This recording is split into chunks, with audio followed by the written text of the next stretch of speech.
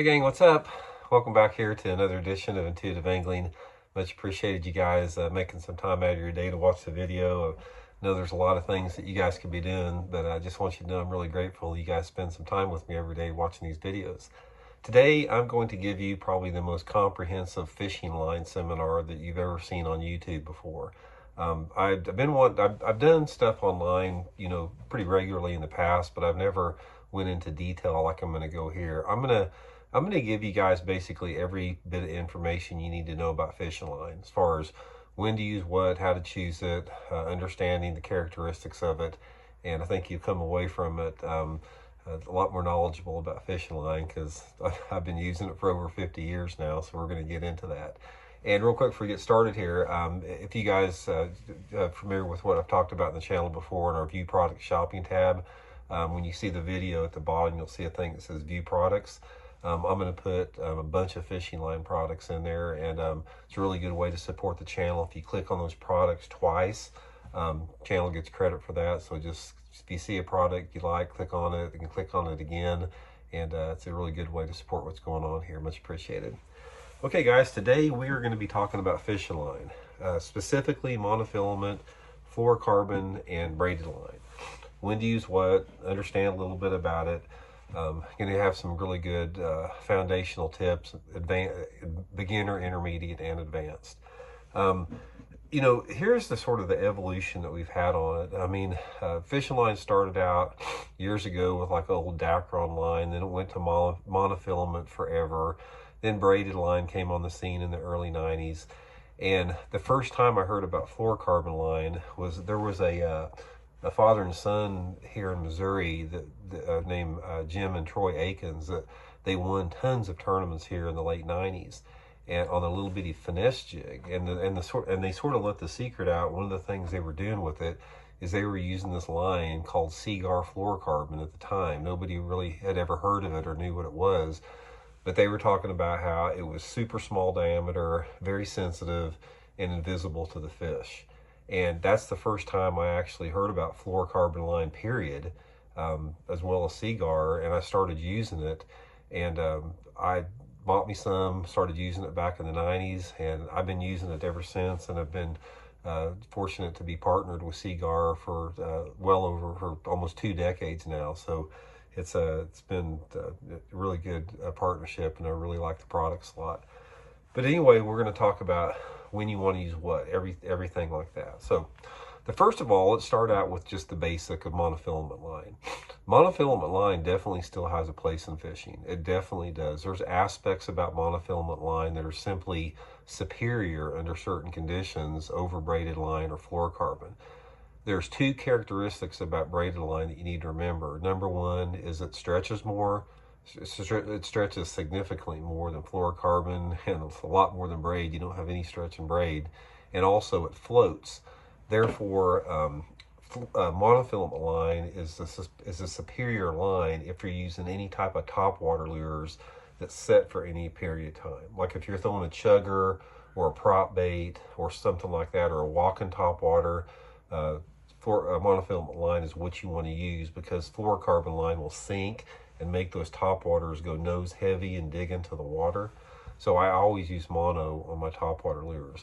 Another situation I use mono for is any type of short range cranking.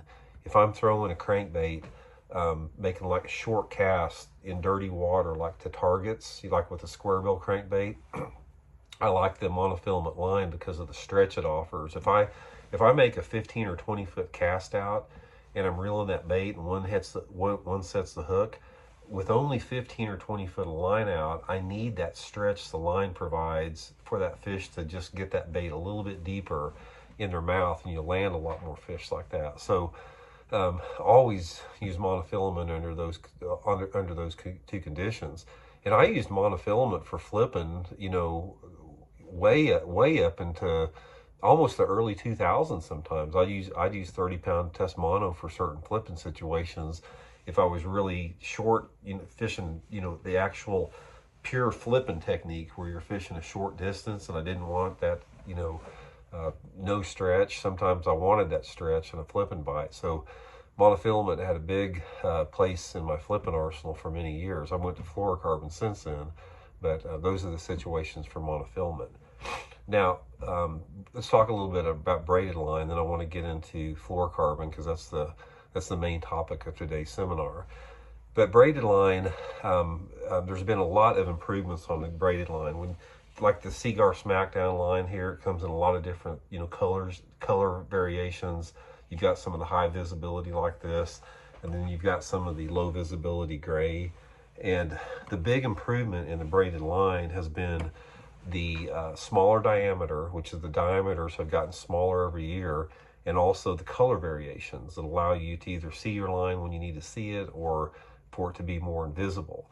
So they've come a long way over the past 30 years. So I think with braided line, guys, one of the things I'll tell you about braided line is I think a lot of people tend to use it a little bit too much.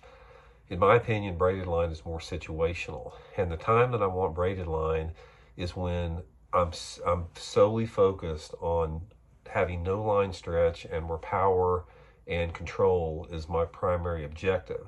Therefore, if I'm fishing like a frog on the surface, or if I'm fishing like a topwater lure like a buzzbait, or pitching and flipping into matted vegetation, places where I need power and I don't need any line stretch whatsoever, that is when I use braided line. I want braided line under the situations when I'm using a bait caster on braided line, where I can set the hook on that fish and I can just crank that fish as hard as I want to the boat, because I don't want it getting into thick cover. If I'm fishing a buzzer around thick grass, I want that fish away from the grass. If I'm flipping mats or thick mesquite trees, I want to get that fish out of that mat and into the boat as quick as I can. So it's purely a power situation with that. And most of the time, like I said, the pound test that I use on my power fishing braided line is usually 40 to 50 pound test braided line. A lot of people will go to 65. I don't like to use 65 simply because I don't think you need that much strength. I've never broke 50, and also the 65 will have a larger diameter, which will make you have a little bit shorter cast. Now, one of the aspects about braided line is a lot of people have jumped on this bandwagon over the past 8 or 10 years about going to braid to fluorocarbon. In fact, most people, that's what you hear. They talk about the main line, their main line being braided line and their leader line being fluorocarbon line. Guys, if you've watched the channel before, I don't use braid to fluorocarbon. The reason I don't do that is a lot of different reasons. Number one, a lot of people that use braid to fluorocarbon have been taught that from the beginning. They've never used a straight fluorocarbon or straight braid setup before. In my opinion, when you're fishing spinning tackle, fluorocarbon line is a lot better line all the way around. Now, there are some situations where braid and fluorocarbon with a fluorocarbon leader may give you a tiny advantage, but it's not enough. It's not enough of an advantage for me to go to braid to fluorocarbon over straight fluorocarbon. Number one is, and this has caused some controversy on my channel before, but let me reiterate it if you've never heard this. Number one, braid to fluorocarbon is not going to get you any more bites.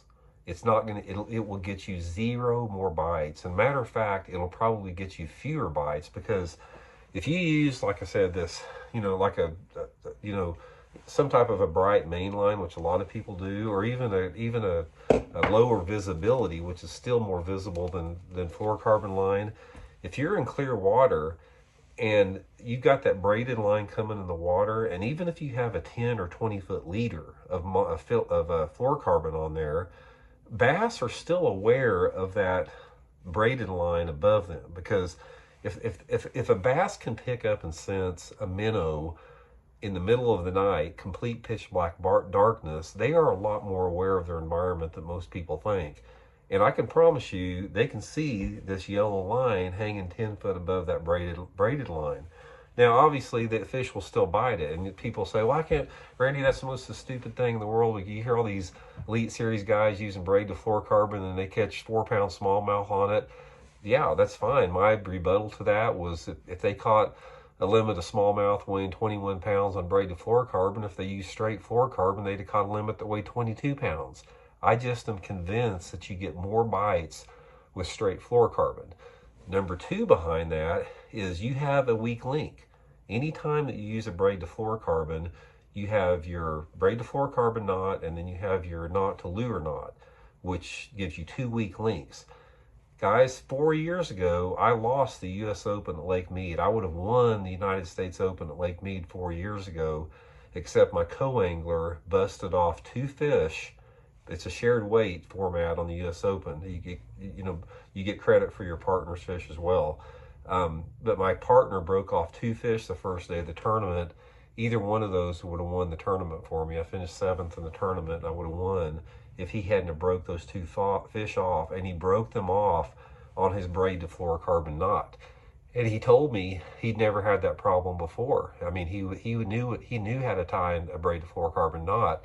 Nevertheless, the knot failed. Knots are not foolproof. Even FG knots are not foolproof out there.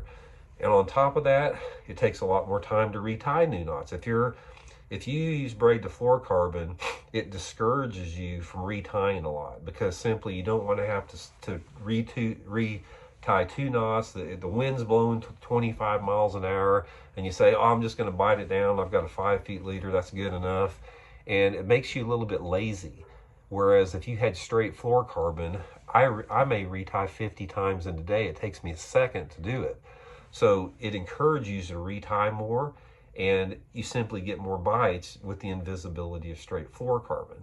So another aspect about it is the fish fighting abilities. I think that when you have braid to fluorocarbon, you don't have the stretch factor. Therefore, I think a lot of times you'll have some fish pull off that you wouldn't have, having that little bit of stretch factor with straight fluorocarbon. So my advice, guys, I don't care and who it is, I'd tell all the top guns, Chris Zaldane, Brandon Polinick, Wheeler, anything about that, is I just think straight fluorocarbon's better. And you can goof on me about it or not, but I'm convinced it is. I think a lot of people use braid to fluorocarbon simply because they have not spent thousands of hours experimenting with both of them like I have. I've experimented. I mean, that's the thing about it. I'm not sitting here saying I haven't tried it. I know how to tie half a dozen braid to fluorocarbon knots. I've spent hundreds of hours experimenting with braid to fluorocarbon, and I'm convinced that straight fluorocarbon is a better way to go. So that's what I want to say about that. But that'll cover the braid there. Now, let's get into fluorocarbon a little bit here. When we talk about fluorocarbon, I want to talk more specifically about the specific pound test line versus the technique. Now, here is the foundational element that you need to understand about fish and line, whether it be fluorocarbon or monofilament. We'll talk specifically about fluorocarbon right now. The pound test line that you use, it will affect lures in several different ways. Number one, it will affect the action of your lure. The larger the diameter of the lure, the larger the diameter of the fishing line, the more it's going to impede the actual natural action of your bait. So that's one thing you need to realize. Now, there's some subtle differences, like, the difference between, 10-pound test and 12-pound test may be minimal, but if you put 10-pound test and go to 25-pound test, you're going to see a significant difference in the action of the lure. So you need to remember that your lure action will be affected by the diameter of the fluorocarbon that you use. Another factor that you have to remember is the fact that your bait will sink differently with different size diameter lines. So if you throw, for example, like one of my old school jigs on 10-pound test line, the rate and the angle this jig falls is going to be completely different than if you fish it on 25-pound test fluorocarbon. The drag in the water, the diameter of the line, all that stuff is going to make a difference in the rate of the fall and the angle of the fall. So sometimes that can be a key factor. The pound test of line that you need, it depends on a lot of different factors. It depends on the lure that you're using. It depends on the depth that you're fishing. It depends on the cover that's available that you're fishing around. And it depends on the water clarity. All those factors are combined with that. in my opinion, what you want to do is you want to be able to use the lightest line you can get away with that allows you to most efficiently fish the water that you're fishing. There are certain situations where line size is not going to make that much of a difference. Then there's certain, ones that do. Because say, for example, if you're flipping a big jig, say you're flipping a 3/4 ounce jig into flooded bushes, the way that jig falls if you flip 17-pound test line on a heavy jig versus 25-pound test line, it falls completely different. And it actually, the lighter line that you use will get you hung up more if you're flipping and pitching. That's why I like to usually use a little bit heavier line, depending upon how thick the cover that I'm fishing around. If I'm fishing any type of cover where my bait is hanging over a limb or going through limbs or something like that, I'm always trying to use the heaviest line I can get away with. Normally I'm flipping with 25-pound test fluorocarbon, usually the Seaguar Tatsu or the Invisex. I probably use the Invisex more because I like it's a little bit softer, a little bit smaller diameter. I just like the way it fishes more. But those are the two flipping lines that I use mainly. Normally, like I said, 25-pound test line. Now, if you're flipping around objects where the bait is not over something, say, for example, if you're flipping around a clean boat piling, or if you're flipping around the edge of stumps, something like that, then you can get by with a little bit lighter line. You simply don't need that, the heavier line with that. The clarity aspect of it also has a big impact on it, because if you're fishing in clear water, and what I consider clear water is like anything over 4-foot visibility, the pound test that you're using, even on fluorocarbon line, is going to make a difference. It's like, if you pitch, say, a creature bait next to a boat dock with 15-pound test line, it's going to be a lot less visible than if you flip it with 25-pound test line. Even though the line is pretty invisible, those bass, when they see this jig falling next to a dock, you got to understand that sometimes these bass will nose down almost to the point where they touch the lure. They actually touch the lure with their mouth shut. So, and their eyeballs are right there. I mean, literally, their eyeballs are an inch away from that line tie. So if you have 25-pound test line on there and you don't have anything to camouflage that line, like a limb or something where it's over it, where it's just a clear strand of 25-pound test line on there, it's going to make a difference between 25 and 15. So don't ever go too heavy if you don't have to have the cover necessary for it. Another aspect on line size is your casting distance with your fluorocarbon. Your casting distance will be affected by your line diameter. The heavier line you're using, the less distance that you can cast. I mean, you can cast a lot further with 12-pound test line than you can with 25-pound test line. So a lot of times if you're using, baits that require a lengthy long distance cast, say, for example, with a big crankbait or a lipless crankbait or something like that, that's one element to keep in mind. The lighter line will cut wind a little bit better, cuts a little bit better in that. And the final thing is, like we get back to, is the lure action. Again, any type of bait that you retrieve through the water column where the bait's moving and you're actually reeling the bait through there like that, you always want to try, if you can get away with using the lightest line possible, you just get more bites on it, especially for a bait like a jerk bait. Not only will a lighter line allow you to make a longer cast, it will allow the bait to get deeper. And for example, on a jerk bait, you can take like the Mega Bass Vision 110. Most people fish it on 10 or 12-pound test line, and under that setup, that bait's going to run, probably maybe 5 feet at the deepest. But if you put it on like 6-pound test Seaguar and Invisex on a spinning rod and cast it out there with the wind a long way, the 6-pound test line will almost double the depth of that. I can promise you, I can get a Mega Bass Vision 110 down 10 feet deep on 6-pound test line, and you're going to be struggling to get it down 5 feet with 12-pound test line. So that's a big factor to remember on your baits like your jerk baits and your small crankbaits and that type of lure category. That makes a big impact on it. But anyway, guys, that's just a foundation I wanted to give y'all. There's a lot of variables to consider. Just remember, when you're considering line, just, you want to try to be efficient. That's the main thing. You want to try to maximize your bites, and you want to try to be efficient. Here's my theory also on fishing line. I think that you have to get the fish to bite before you can get it in. So a lot of people say, well, I need to use 25-pound test line to get these fish out of here. My theory is I may want to go to 15-pound test line because I want to get that bite. Once I get the bite, I'll worry about getting the fish out. Always think in terms of what is going to get you the most bites. That's the number one most important thing. That's why I do not encourage braided fluorocarbon, because guys, remember this rule. All you braided fluorocarbon fanatics out there, Brandon Polinick and all you guys that I highly respect. I mean, you guys are a lot better angler than I am. But I'm telling you right now, it's not getting you any more bites, that braided fluorocarbon setup. So remember that. You want to set situations up where you can maximize the number of bites that you get.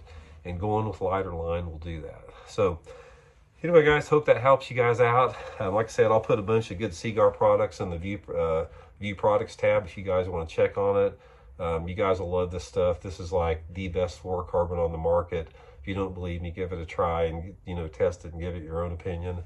But you guys won't be disappointed with that. So thanks for tuning in, guys, and we'll check in later. See you.